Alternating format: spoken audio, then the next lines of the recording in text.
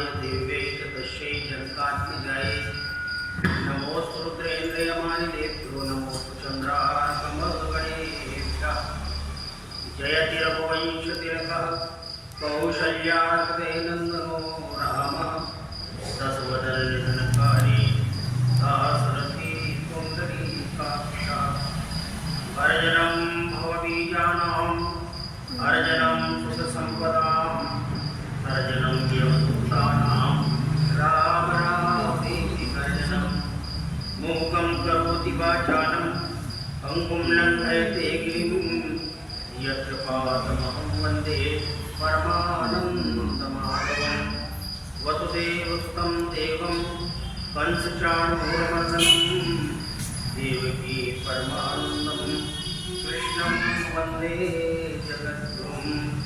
बोलिए श्री कृष्णचंद्र भगवान की जय।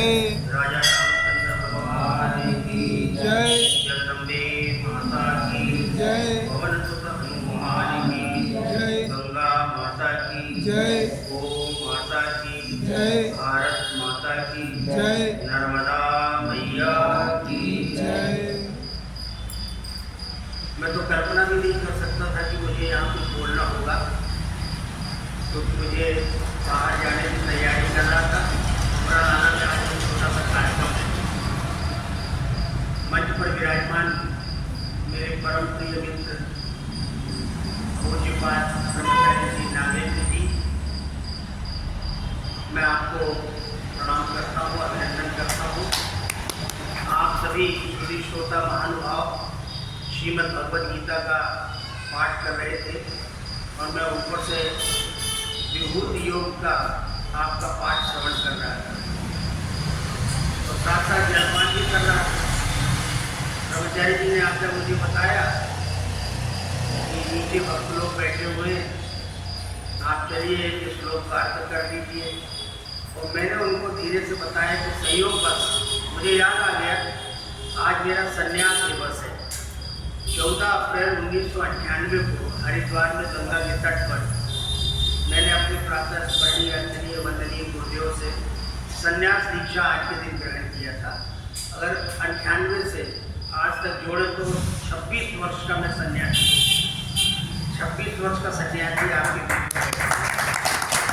संन्यास की वृत्ति का निर्माण तो उसी छिलवाड़ा में जो बालक बैठा है आपके पीछे इस पंक्ति में, इस उम्र में हो गया था।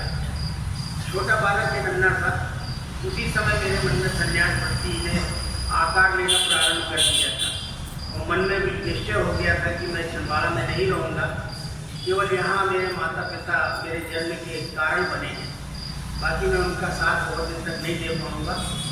और 16 वर्ष की आयु में छिंदवाड़ा को बात गया। इस स्थान पर जब कुछ भी नहीं था, केवल वो भगवान जी हनुमान जी विराजमान थे और गेहूं से उनको पोत करके 2-3 साधु यहाँ रहते थे। छोटी सी टपरिया बनी थी और उनके बीच में मैं यहाँ जैसे रंजन जी आ रहे हैं तो बड़ी उम्र में दिख रहे हैं, छोटी उम्र में तो उन संतों के पास आया करता था। तो जो कुछ भी मुझे मिला वो यहाँ से ही मिला। आज मैं इस स्थान पर बैठकर यहाँ के देवता के प्रति अपनी कृतज्ञता प्रकट करता हूँ, माता पिता का भी स्मरण करता हूँ कि मुझे इस धरती पर लाने के वो निमित्त बने। अभी आप गीता के 10वें अध्याय का पाठ कर रहे थे और 10वां अध्याय जो है वो भगवान का विभूति योग नाम का अध्याय है।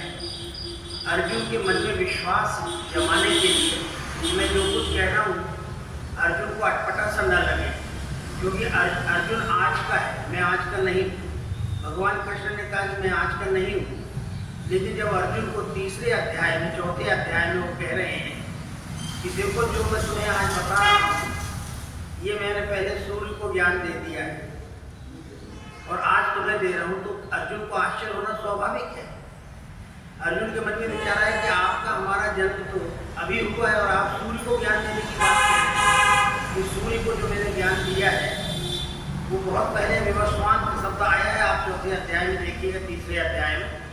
तो अर्जुन को बड़ा आश्चर्य हुआ। कभी कभी हमारे देश में जब कोई व्यक्ति बात करता है तो हमको भी बड़ा अटपटा सा लगता है कि बड़े आश्चर्यजनक बातें और हमारे साथी बाबा का नाम ही कैसे ले रहे हैं। हम इस बात को नहीं समझ पाते कि हमारा जीव रूप में अस्तित्व बहुत पुराना है देह के साथ जब संबंध जुड़ जाता है तब हम अद्यतन अपने आप को मानते हैं कि हम आज के और जैसा हम अपने आप को मानते हैं वैसा सामने वाले को भी मान लेते हैं। तो अर्जुन के मन में कि मेरा जन्म तो अभी हाल में ही हुआ है, मैं अभी बहुत बड़ी उम्र का तो नहीं हूँ और ये मेरे बाल सखा हैं, थोड़ा बहुत अंतर है हमारी दोनों की उम्र में इस जीवन में, तो ये सूर्य को ज्ञान देने की बात कैसे कर रहे हैं। तो भगवान कृष्ण कहते हैं भूमिका के रूप में अपरम भवतो जन्म।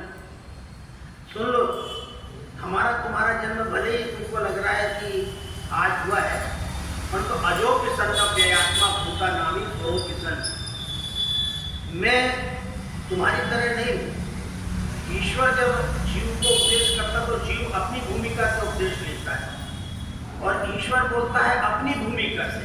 ऐसे प्रसंग रामचरितमानस में भी अनेकों बार आए हैं और श्रीमद् भगवद गीता में भी ये प्रसंग उपस्थित हुआ है। तो उसके मन में विश्वास जम जाए, इसलिए अब तू मेरी विभूति को समझ, करने धरने वाला तो जो है वो तू नहीं है, तू तो निमित्त मात्र है। तो भगवान अपने 10वें अध्याय में अपनी विभूतियों का वर्णन कर रहे हैं कि मेरी विभूतियाँ कहाँ कहाँ विद्यमान रहती हैं, किस किस रूप में विद्यमान रहती हैं। तो अभी आपने ये पाठ किया है, आपके संज्ञान में ये सब बातें आई होगी और भगवान कह रहे हैं कि देखो बुद्धिर्ज्ञान सम्मोह, यानी हमारे मन के अंदर, हमारे शरीर के अंदर जो हमारी आंतरिक शक्ति है वो हमारी बुद्धि में निहित है और बुद्धि में ज्ञान निहित है। लेकिन इसमें जो आवरण होता है उसके कारण बुद्धि भी ढकी होती है और जैसे सूर्य स्पष्ट रूप से दिखना चाहिए परंतु अंधकार के आवरण के कारण सूर्य ढक जाता है, ठीक उसी प्रकार ज्ञान भी बुद्धि में छिपा हुआ होता है। बुद्धि को आप ऐसा समझ लीजिए कि एक बहुत बड़ा आकाश है, सूर्य हमेशा आकाश नहीं रहता है और बुद्धि उस आकाश की भांति है, लेकिन ज्ञान रूपी मार्कंड जो है वो उसमें खिलता है, उसमें प्रकाशित होता है, वो अपने ताप का भी अनुभव कराता है, अपने प्रकाश का भी अनुभव कराता है। लेकिन यहाँ पर जो असम्मोह है, यानी जो हमारा अज्ञान है वो उसे ढक लेता है और उसके कारण हमारे वो सारे गुणगण हैं जिसको श्रीमद् भगवद गीता में क्षमा, सत्यम, दमा, क्षमा, ये सब बातें कही गई हैं, ये व्यक्ति के आंतरिक गुण और अगर इन गुणों से व्यक्ति गुणान्वित है तो वो व्यक्ति श्रेष्ठ व्यक्ति माना जाता है।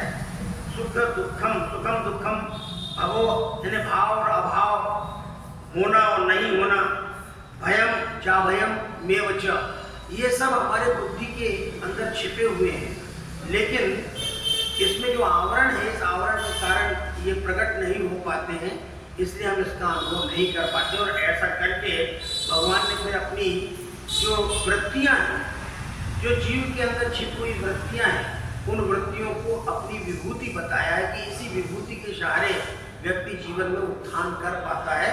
और जब इन विभूतियों का विस्मरण हो जाता है, इन विभूतियों को जब वो ढक लेता है तो वो व्यक्ति अपने आप के उनका सदुपयोग नहीं कर पाता और इसलिए उसके जीवन में विस्मय होता है।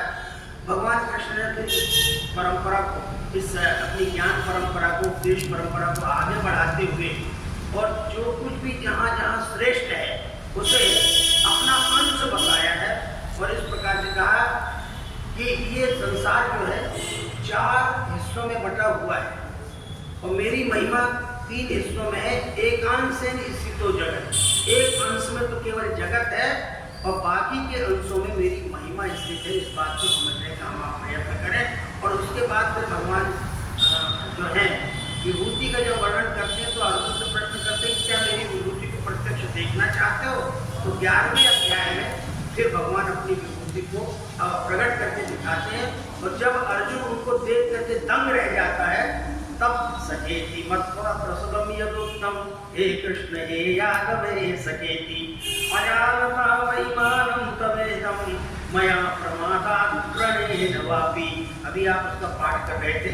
भगवान इस प्रकार से अर्जुन को वंदना करता है और अंत में मैं तो आपको महाकाल के रूप में देख रहा हूँ। तो भगवान इसका समर्थन करते हैं, कालोस्मि लोकक्षय प्रवृत्ता, मैं काल हूँ, महाकाल हूँ और सारे संसार को कब मुझे ढकना है, देना है, ये उस समय मैं निर्णय करता हूँ। ये श्रीमद् भगवद गीता हमारे जीवन के लिए महान उपयोगी हो। और एक सन्यासी के लिए तो गीता का स्वाध्याय, गीता का अध्ययन और गीता का जीवन जीने का उसका अभ्यास होना चाहिए। हम लोग उसी क्रम में हैं भगवान की कृपा से। महाराज जी ने कहा तो तत्काल मुझे जो समझ में आया वो मैंने आपके बीच में रखने का प्रयत्न किया। आप परमात्मा के अंश शिव को और शिवा को नमस्कार करते हुए मैं अपनी बात को विराम देता हूँ। तो मुझे यहाँ प्रस्थान करना है, कभी आप बुलाइए तो विस्तार पूर्वक मैं श्रीमद् भगवद गीता पर आपसे चर्चा कर सकता हूँ। धन्यवाद। हमको वैकुंठ बुलाने ओ कन्हैया बांसुरी वाले, हमको वैकुंठ बुलाने ओ कन्हैया, कन्हैया बांसुरी वाले, कन्हैया बांसुरी वाले, कन्हैया